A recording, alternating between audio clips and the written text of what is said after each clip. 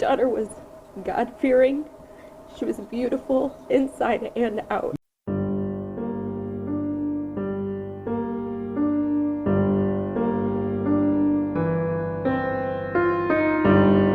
Questions are swirling around the mysterious death of a college student from Southfield. Police have not ruled out homicide, but the court is going to set your bond in the amount of $3,000 personal. Do you have any questions for me? No, I don't. What the evidence suggests is that Mia may be in the process of throwing up. There was vomit on the seal of the door, and there was vomit in the roadway. Alcohol was detected in Mia's blood, and the alcohol blood contact was a 0.21. Drunk driving is not a joke. And this whole situation boils down to that. Her like trash. You must be furious. Nobody called 911. Nobody came back around. So if that's your friend.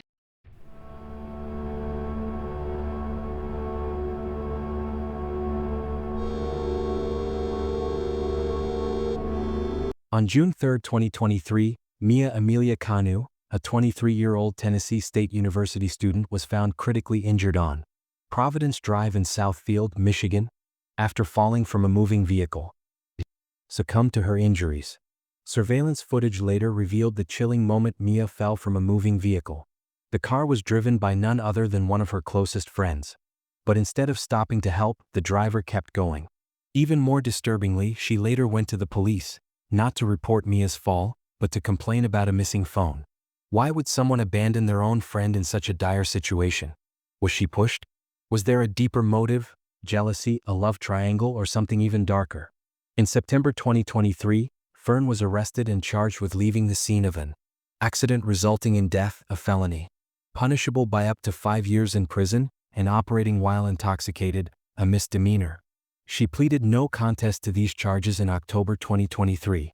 Following Mia's passing, her mother, Bianca Van Meter, established the Mia Kanu Foundation to empower young women through scholarships, mentorship, service, and lasting connections. Let's dive deep into the story. Before we begin the story, we want to take a moment to extend our heartfelt condolences to the friends, family, and loved ones of Mia Amelia Kanu. This devastating loss has left an irreplaceable void in the lives of those who knew and cherished her. Born on January 25, 2000 in Lansing, Michigan, Mia was the beloved daughter of Bianca Van Meter and Sor Kanu.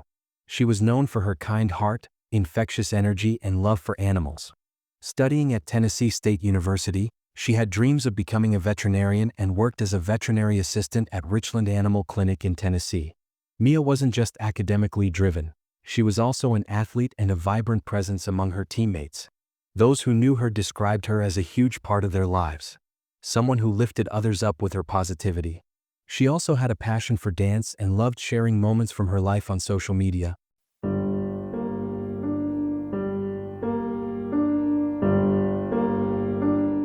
Often posting beauty and hair-related content. Doing knotless braids on my hair for the first time by myself. So wish me luck, because we know how this can be. Trial and error. I'm going to be starting in the front. I just washed my hair. I'm going to blow dry it. I'm just waiting for it to get a little bit more dry. But what started as an ordinary night of partying ended in an unspeakable tragedy. What really led to Mia's death? And why did someone she trusted leave her behind? Mia Amelia Kanu loved spending time with her friends. To her, they were more than just companions. They were people she trusted, laughed with, and created cherished memories alongside. But as we now know, not all friendships are built on loyalty. And on the night of June 5, 2023, Mia would come to realize, too late, that not everyone she called a friend had her best interests at heart. Mia was home for the summer, taking a break from her college studies at Tennessee State University. Like any young woman enjoying her break, she attended a house party with her friends.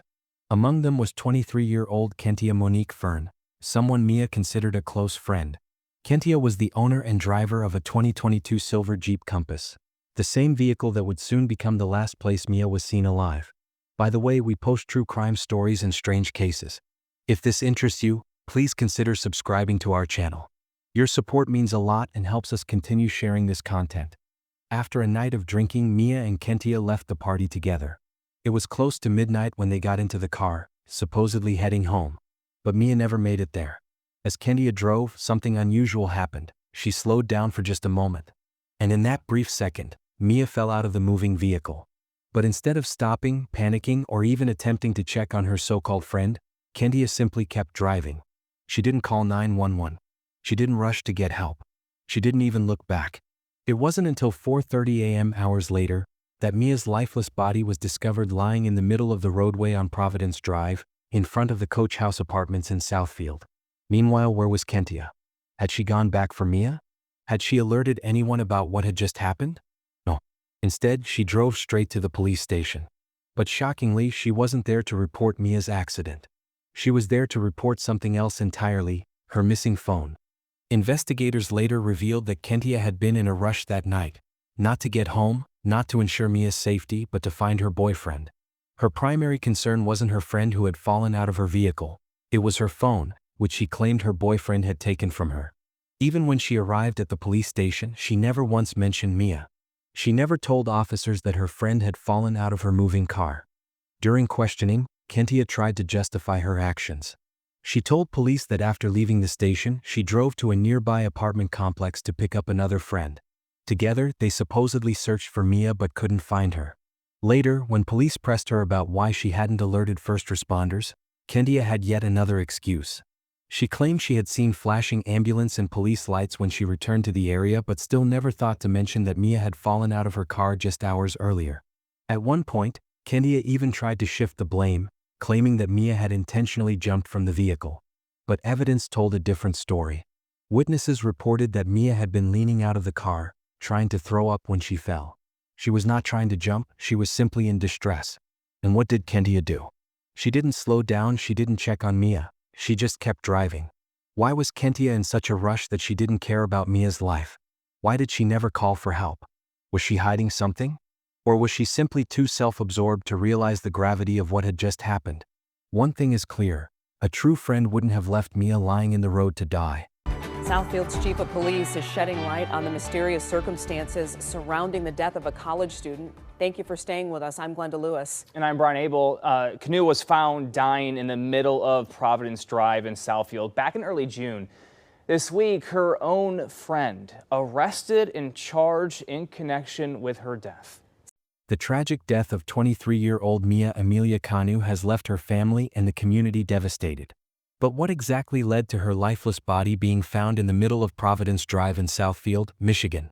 Southfield Police Chief Elvin Barron provided a detailed timeline of events, shedding light on what happened before and after Mia fell from a moving vehicle. From the vehicle. What the evidence suggests is that Mia may be in the process of throwing up.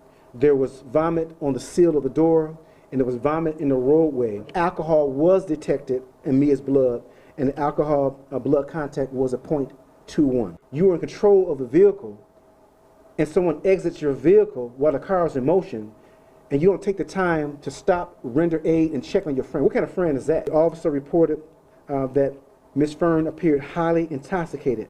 Her loved ones are now speaking out, determined to set the record straight about the young veterinary student whose life was tragically cut short. My daughter was God-fearing. She was beautiful inside and out. Drunk driving is not a joke. And this whole situation boils down to that. Chief Barron presented a crucial video that captured the exact moment Mia fell from the car. According to the footage, she had been a backseat passenger when the incident occurred. But one thing is clear, Mia did not jump. Chief Barron stated there is no evidence to suggest that Mia intentionally jumped from the vehicle. Instead, the evidence points to a different scenario. Mia may have been trying to throw up when she fell. Investigators discovered vomit on the door sill of the vehicle, as well as in the roadway where she landed. A toxicology report later confirmed that Mia had alcohol in her system, with a blood alcohol concentration (BAC) of 0.21, nearly 3 times the legal limit. But the most disturbing part of the video? The driver, 23-year-old Kentia Monique Fern, never stopped. Kentia, someone Mia had considered a close friend, kept driving as if nothing had happened. She never pulled over, never called for help, and never attempted to check on Mia. Instead, she continued on her way as Mia lay on the pavement, fighting for her life. Chief Barron didn't hold back his frustration. He said, "You were in control of the vehicle. Someone exits your vehicle while the car is in motion, and you don't take the time to stop, render aid, and check on your friend? What kind of friend is that? While Mia was lying in the road, gravely injured, Kentia wasn't worried about her friend. She was worried about her phone. Hours after the incident, she drove to the Detroit Police Department's 5th Precinct to report her phone stolen, but still did not mention Mia. An officer who interacted with Kentia at the station noted that she appeared highly intoxicated. She was clearly in no state to drive, but she had already made one selfish choice that would cost Mia her life. It wasn't until 8 hours later, when the reality of what had happened started closing in, that Kentia finally went to the Southfield Police Department to give a statement. According to her statement, Kentia had been drinking heavily that night and got into an argument with her boyfriend. At some point, he allegedly took her phone and drove off in another vehicle. In a reckless attempt to chase him down, Kentia started driving erratically, while Mia was sleeping in the back seat. During this chaotic and irresponsible pursuit, Mia woke up, leaned out of the car to throw up, and tragically fell out. Instead of stopping to help her friend, Kentia kept driving, more focused on catching up to her boyfriend than the life she had just left behind. Mia was eventually discovered by a passerby who called for help, but it was too late. She died alone in the middle of the roadway. Kentia was arrested on September 19th, and the Oakland County Prosecutor's Office announced the next day that she was being formally charged with leaving the scene of an accident resulting in death operating while intoxicated, OWI. Drunk driving is not just reckless, it is deadly. And in this case, it led to the heartbreaking loss of a young woman with a promising future. Mia's family remembers her as God-fearing, kind-hearted, and full of life. She had dreams of becoming a veterinarian, a passion for sports, and a love for dancing. She trusted her friends, but in the end, that trust was betrayed in the worst possible way. She was beautiful laying there. No bruises, no anything, just perfect. She worked at a vet clinic, but her goal was large cats. So she absolutely loved her large cat. The police came and told me that she was found on, originally they told me it was on the side of the road. I'm learning that it was in the middle of the road. They do apparently have surveillance of her either falling out of a vehicle or being pushed out of a vehicle and being left there. I want to know what happened because the timeline, everything that I think I know or do know, just not making sense. The biggest question remains, if Kentia had stopped the moment Mia fell, could she have survived? It's a haunting thought, one that makes this tragedy even more devastating. The tragic death of 23-year-old Mia Amelia Kanu sent shockwaves through her family, friends, and the community. And while the case has seen a legal conclusion, many still question if justice was truly served. Kentia Monique Fern, the so-called friend who left Mia to die in the middle of the road, faced 2 charges. 1. Leaving the scene of an accident resulting in death, a felony punishable by up to 5 years in prison and/or a $5,000 fine. 2. Operating while intoxicated, OWI, a misdemeanor carrying up to 93 days in jail and/or a $500 fine. I would ask for a personal recognizance bond. Does have 1 bench warrant out of Detroit, open and tox as a driver. The court is going to set your bond in the amount of $3,000 personal. Do you have any questions for me? No, I don't. Despite these charges, many believe the punishment did not match the crime. After the horrific accident, Mia remained on life support for 2 days, desperately fighting for survival. She was officially declared deceased on June 5, 2023.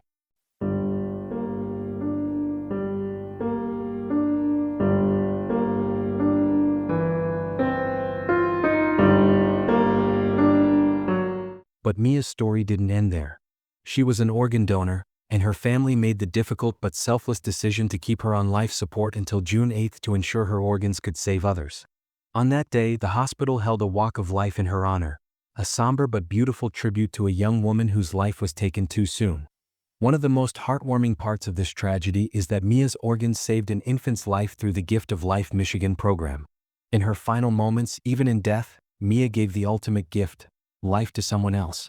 In October 2023, Kentia Fern pleaded no contest to the charges against her.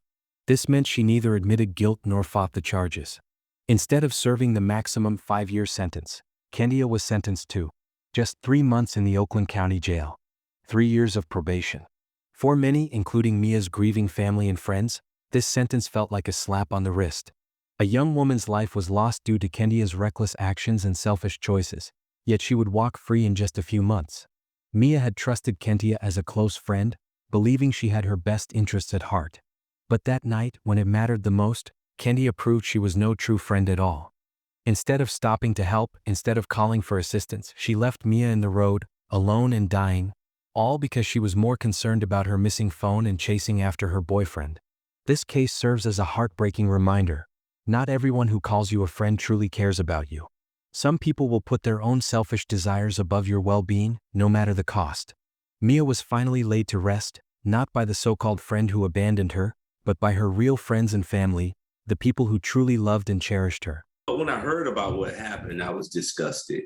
Disgusted that someone, with a promising future like Mia, was left in the street like an animal. Instagram post out there and your connections for that matter. What are you hoping can happen? I wanted to bring just awareness to it. I wanted to help bring her mother, Bianca, some comfort in knowing that, people are caring about Mia. We care about her voice. Right now, we have to be her voice. When you get out of high school, you start evolving. Some of your friends might not have evolved. And the people you choose to be in your inner circle has to change as you evolve in life. I'm not saying that Mia was hanging with bad people. That's not what I'm putting out. But we have to have those conversations with our children. Her story, though tragic, continues to serve as a warning about toxic friendships, the dangers of reckless driving, and the importance of valuing life. Mia Kanu deserved better. And while the legal system may have fallen short in delivering full justice, her legacy will live on in the hearts of those who knew and loved her. Our deepest condolences go out to Mia Kanu's family and loved ones. Losing someone so young, full of life and potential, is truly heartbreaking. It's really hard for me to understand why someone would just leave her. Treated her like trash. You must be furious. Nobody called 911. Nobody came back around. So if that's your friend. Did you have concerns about this group of friends? I did. There was just some things that weren't adding up for me as a mom. The next thing I know is that they do have surveillance of her being pushed or falling or being put out of a vehicle. Cops have not released the video. Mia's body was found at this intersection on June 3rd at 4:30 a.m. No matter which way I spin it, I just really can't put it together. This is traumatic. This just doesn't seem right. Somebody so loved and so giving. We can only hope that in time, her family finds comfort in the beautiful memories they shared with her and the lives she was able to save through her selfless act of organ donation. May Mia's soul continue to rest in peace. And to everyone watching, please stay safe, look out for one another, and surround yourself with people who genuinely care about you.